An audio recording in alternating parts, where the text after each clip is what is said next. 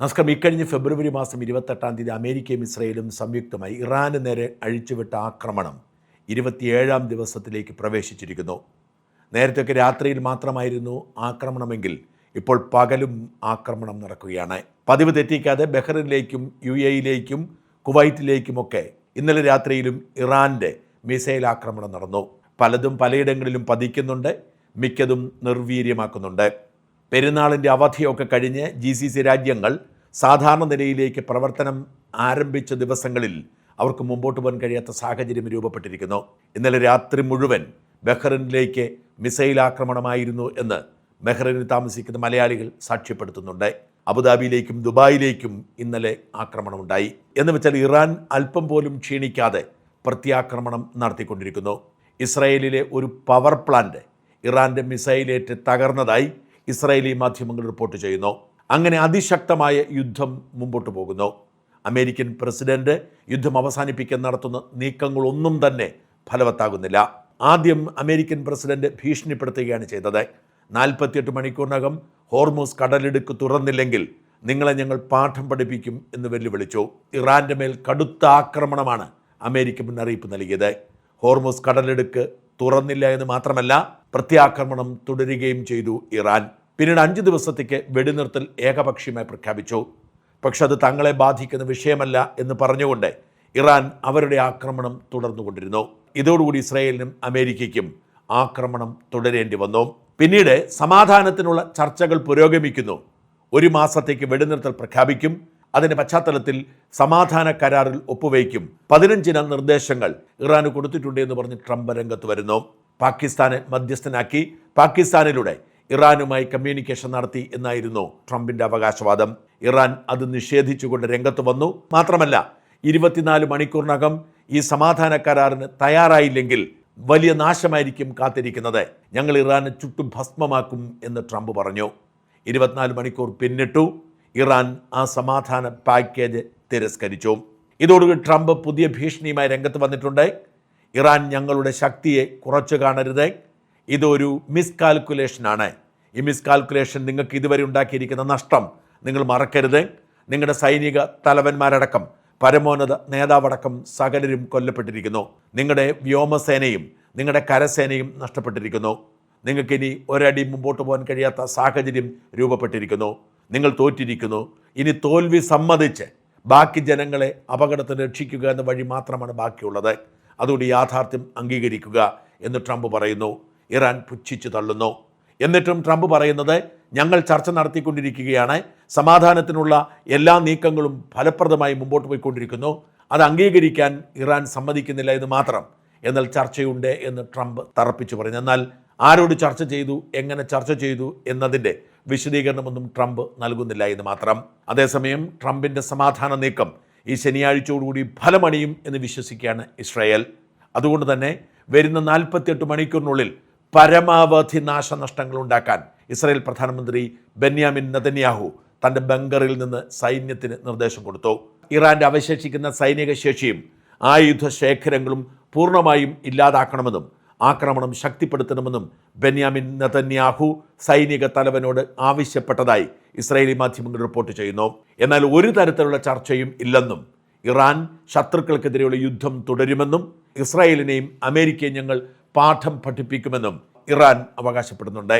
ഇറാന്റെ സംരക്ഷണയിൽ യമനിൽ പടർന്നു പിടിച്ച ഹൂത്തികൾ അവരുടെ ഗറില്ല സേനയെ പശ്ചിമേഷ്യൻ രാജ്യങ്ങളിലേക്ക് അയച്ചിരിക്കുന്നുവെന്നാണ് ഏറ്റവും ഒടുവിലത്തെ റിപ്പോർട്ട്. UAE-യിലെയും ഖത്തറിലെയും ബഹ്റൈനിലെയും കുവൈറ്റിലെയും ഒക്കെ അമേരിക്കൻ താൽപ്പര്യങ്ങൾ തെരഞ്ഞുപിടിച്ച് അവരെ ആക്രമിക്കാനുള്ള നീക്കങ്ങൾ ഹൂത്തികൾ നടത്തുന്നു. അവരുടെ പോരാളികൾ ഇപ്പോൾ ഈ രാജ്യങ്ങളിൽ എത്തിയിട്ടുണ്ട്. ഇനി ഗറില്ല ആക്രമണം ഉണ്ടാവും എന്നാണ് ഇറാൻ പറയുന്നത്. എന്നാൽ ട്രംപ് പറയുന്നു അനുവദിച്ചിരിക്കുന്ന സമയം കഴിഞ്ഞിരിക്കുന്നു, ഇനി നിങ്ങളെ കാത്തിരിക്കുന്നത് വലിയ നരകമായിരിക്കും. യുദ്ധം എങ്ങനെയെങ്കിലും അവസാനിപ്പിക്കാൻ ട്രംപ് മുൻകൈയെടുത്തിട്ടും അത് നടക്കാത്ത സാഹചര്യം രൂപപ്പെടുന്നു. ട്രംപിൻ്റെ സമാധാന നീക്കങ്ങളെല്ലാം ഇറാൻ തള്ളിക്കളയുന്നു. പ്രത്യാക്രമണം തുടരുന്നു. ഇതോടുകൂടി അന്തിമ യുദ്ധമല്ലാതെ മറ്റൊരു വഴിയും തൻ്റെ മുമ്പിലില്ല എന്ന് ട്രംപ് തിരിച്ചറിഞ്ഞിരിക്കുന്നു എന്നാണ് സൂചന.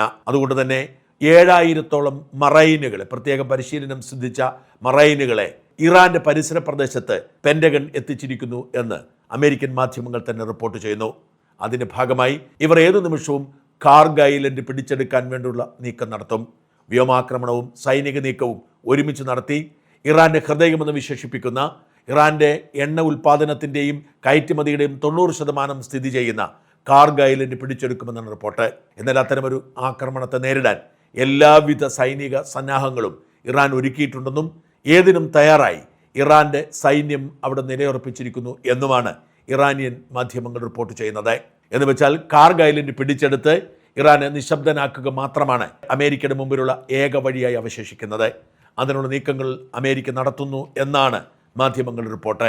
കാർഗ് ഐലൻഡ് പിടിച്ചെടുത്താൽ പിന്നെ അമേരിക്കൻ താല്പര്യങ്ങൾ ബാക്കിയുണ്ടാവില്ല. പശ്ചിമേഷ്യയിലെ രാജ്യങ്ങളിൽ കടുത്ത ആക്രമണങ്ങൾ ഞങ്ങൾ നടത്തും എന്ന് അവരും പ്രഖ്യാപിക്കുന്നു. ഇതേസമയം 27 ദിവസത്തിലേക്ക് കടന്ന യുദ്ധത്തിൽ പ്രതിരോധ സംവിധാനങ്ങൾ ഉപയോഗിച്ച് GCC രാജ്യങ്ങൾ കഷ്ടപ്പെടുകയാണ്. രാവും പകലും നിരവധി തവണയാണ് മിസൈൽ ആക്രമണം ഉണ്ടാവുന്നത്. ഈ മിസൈലുകളെക്കാൾ 10 മടങ്ങ് ചെലവാണ് മിസൈലുകളെ പ്രതിരോധിക്കാനുള്ള ഇന്റർസെപ്റ്ററുകളുടെ ചെലവ്. UAEയും ഖത്തറും കുവൈറ്റും ബഹ്റൈനുമൊക്കെ ഈ ഇന്റർസെപ്ഷന് വേണ്ടി മുടക്കുന്നത് ശതകോടികളാണ്. ഇതിനിടയിൽ റഷ്യ യുദ്ധത്തിലേക്ക് ഇറങ്ങുന്നു എന്ന റിപ്പോർട്ടുകൾ ചില മാധ്യമങ്ങൾ റിപ്പോർട്ട് ചെയ്യുന്നു. ന്യൂയോർക്ക് ടൈംസ് റിപ്പോർട്ട് അനുസരിച്ച് റഷ്യ ഡ്രോണുകളും മറ്റ് ആയുധങ്ങളും ഇറാന് കൈമാറി കഴിഞ്ഞിരിക്കുന്നു. 13 ടൺ മരുന്നുകൾ ഇറാന് കൈമാറിയെന്ന് റഷ്യ നേരത്തെ തന്നെ സ്ഥിരീകരിച്ചതാണ്. അതിനപ്പുറത്തേക്ക് ഒരു ബന്ധവും ഇല്ല എന്നാണ് റഷ്യ പരസ്യമായി പറയുന്നത്. എന്നാൽ റഷ്യ ഇറാന് വേണ്ടി ഇൻ്റലിജൻസ് സംവിധാനം കൈകാര്യം ചെയ്യുന്നെന്നും ഇറാന് വേണ്ട എല്ലാ സൗകര്യങ്ങളും ചെയ്തു കൊടുക്കുന്നത് റഷ്യയാണെന്നും നേരത്തെ തന്നെ അമേരിക്കൻ ഇൻ്റലിജൻസ് വൃത്തങ്ങൾ മനസ്സിലാക്കിയിരുന്നു. ഇപ്പോൾ അവർ പറയുന്നത്, ന്യൂയോർക്ക് ടൈംസിൻ്റെ റിപ്പോർട്ട് അനുസരിച്ച് റഷ്യ ആയുധങ്ങളും കൈമാറി തുടങ്ങി. ഈ ദിവസങ്ങൾ റഷ്യയും ഇറാനും തമ്മിൽ ചർച്ചകൾ നടന്നെന്നും അതിൻ്റെ ഭാഗമായി വലിയ പ്രഹരശേഷിയുള്ള ഡ്രോണുകളടക്കം സൈനികായുധങ്ങൾ പലതും കൈമാറിയെന്നുമാണ് പാശ്ചാത്യ നിരീക്ഷകരുടെ വിലയിരുത്തൽ. റഷ്യ ഇതേക്കുറിച്ചൊരു അഭിപ്രായവും പറഞ്ഞിട്ടില്ല. റഷ്യയുടെ ഇടപെടൽ യുദ്ധം അവസാനിപ്പിക്കുന്നതിന് തടസ്സമാകുമെന്ന് അമേരിക്ക ആശങ്കപ്പെടുന്നു. റഷ്യ പരസ്യമായി സമ്മതിക്കാത്തതുകൊണ്ട്, പരസ്യമായി യുദ്ധത്തിന് ഇറങ്ങാത്തതുകൊണ്ട് തൽക്കാലം അമേരിക്ക ഇതിൽ ഇടപെടുന്നില്ല എന്ന് മാത്രം. എന്നാൽ യുദ്ധം ഇങ്ങനെ നീണ്ടുപോകാൻ കാരണമാകും റഷ്യയുടെ സഹായം എന്നത് അമേരിക്കയെ ആശങ്കപ്പെടുത്തുന്നുണ്ട്.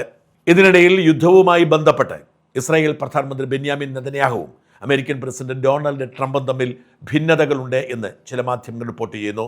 പാശ്ചാത്യ ഇൻ്റലിജൻസ് ഏജൻസികളെ ഉദ്ധരിച്ചുകൊണ്ട് പാശ്ചാത്യ മാധ്യമങ്ങൾ തന്നെ റിപ്പോർട്ട് ചെയ്യുന്നത് ട്രംപും നെതന്യാഹുവും തമ്മിൽ ടെലിഫോണിലൂടെ പലതവണ വഴക്കുണ്ടാക്കിയെന്നാണ്. ഏറ്റവും ഒടുവിൽ ട്രംപ് ക്ഷോഭിച്ചത് അമേരിക്ക മുൻകൈയെടുത്തുകൊണ്ട് ജനങ്ങളെ തെരുവിലിറക്കി ഇറാനിയൻ ഭരണകൂടത്തെ അട്ടിമറിക്കണമെന്ന് നെതന്യാഹു ആവശ്യപ്പെട്ടപ്പോഴാണ്. എന്തിനാണ് ജനങ്ങളെ കൂട്ടാക്കൊലയ്ക്ക് കൊടുക്കുന്നത് എന്ന് പറഞ്ഞ് ട്രംപ് നെതന്യാഹുവിനോട് ദേഷ്യപ്പെട്ടു എന്നാണ് report. Why the hell should we tell people to take to the streets when they all just get move down എന്ന് ചോദിച്ച് പൊട്ടിത്തെറിച്ചു എന്നാണ് ന്യൂയോർക്ക് ടൈംസ് റിപ്പോർട്ട് ചെയ്യുന്നത്. അതേസമയം ഈ അവസ്ഥയിൽ സമാധാനത്തെക്കുറിച്ച് ചർച്ച ചെയ്ത് യുദ്ധം അവസാനിപ്പിച്ചിട്ടേച്ചു പോവരുതേ എന്ന് GCC രാജ്യങ്ങൾ ആവശ്യപ്പെടുന്നു. പ്രത്യേകിച്ച് സൗദി അറേബ്യ ആവശ്യപ്പെടുന്നു. ഇറാന്റെ സൈനിക ശേഷി ഇല്ലാതാക്കാതെ യുദ്ധം അവസാനിപ്പിച്ചാൽ പശ്ചിമേഷ്യൻ രാജ്യങ്ങളുടെ നിലനിൽപ്പ് തന്നെ ബാധിക്കുമെന്നും അതുകൊണ്ട് യുദ്ധം എത്ര നീണ്ടാലും ഇറാനെ പൂർണ്ണമായും നശിപ്പിച്ചിട്ടേ അടങ്ങാവൂ എന്നാണ് സൗദി അറേബ്യയുടെ നിലപാട്. ഇതേസമയം ലെബനനിലെ ഇസ്രായേൽ യുദ്ധം തുടരുകയാണ്. വലിയ തോതിൽ ബോംബാക്രമണം നടത്തിക്കൊണ്ടിരിക്കുന്നു. ലെബനനിൽ അനേകം പേർ കൊല്ലപ്പെട്ടതായി റിപ്പോർട്ടുണ്ട്. ഗാസയിലും ഇസ്രായേൽ ഇന്നലെ ആക്രമണം നടത്തി. നിരവധി മരണങ്ങൾ റിപ്പോർട്ട് ചെയ്യുന്നു. ഇസ്രായേൽ തോൽക്കുന്ന സാഹചര്യമുണ്ടായാൽ തങ്ങൾ രംഗത്തിറങ്ങുമെന്ന് ഉഗാണ്ടൻ സൈനിക മേധാവി അറിയിച്ചിട്ടുണ്ട്. ഇസ്രായേലിന് മാത്രമല്ല പശ്ചിമേഷ്യയ്ക്ക് മുഴുവൻ ഭീഷണിയാണ് ഇറാൻ. അതുകൊണ്ട് ഇറാന്റെ നാശത്തിന് വേണ്ടി ഒരുമിച്ച് നിൽക്കേണ്ടത് ആവശ്യമാണെന്നാണ് ഉഗാണ്ടയുടെ നിലപാട്. എന്തായാലും പശ്ചിമേഷ്യൻ രാജ്യങ്ങൾ അമേരിക്കയ്ക്കൊപ്പം ഉറച്ചു നിൽക്കുന്നു.